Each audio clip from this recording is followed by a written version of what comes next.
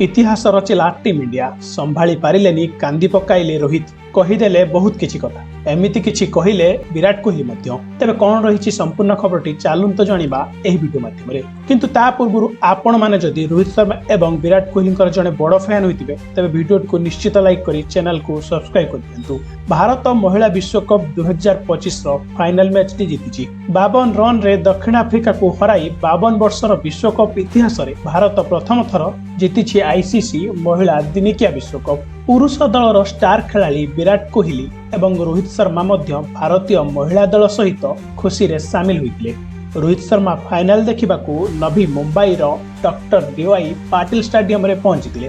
भारतर विजय परे रोहित कांदी पकाउथबार नजर आसितिले एवं विराट कोहली मध्य दल पई एक भावप्रवण पोस्ट मध्य लिखिछथि। महिला विश्व कप फाइनल रे दीप्ति शर्मा 45तम ओभर बोलिंग करबा को आसितिले एवं सही ओभर रे तृतीय बॉल रे हरमनप्रीत कौर कैच धरिथिले जहा फल रे टीम इंडिया रो विजय सुनिश्चित होइतिला। भारत विजय परे जेतेबेले कैमरा रे पूर्वतन भारतीय एक दिवसीय अधिनायक रोहित शर्मा आड़कू करथिला रोहित शर्मा आकाश को चाहुथिबार नजर आसितिला। टीम इंडिया को प्रशंसा करिबार समय रे रोहित शर्मा आखिरे आनंदर लुह झरी आसितिला।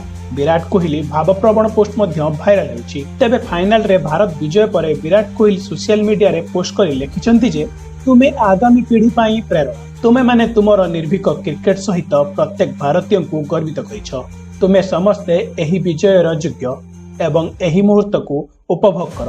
तेबे भारतीय दल एवं हरमनप्रीत पई आज सारा भारत अभिनंदन। टीम इंडिया रो विजय सारा देश रे उत्सवर वातावरण सृष्टि करिछि। महिला विश्व कप फाइनल रे भारत दक्षिण आफ्रिका को 52 रन रे परास्त करिछि। सेपटे महिला विश्व कप चैंपियंस को ऊपर धनवर्षा करिछि बीसीसीआई 51 कोटी दबा को घोषणा मध्य करिछि। तेबे आपण माने जदि महिला भारतीय टीम पई गर्वित तेबे कमेंट माध्यम रे लिखंतु भारत माता की जय।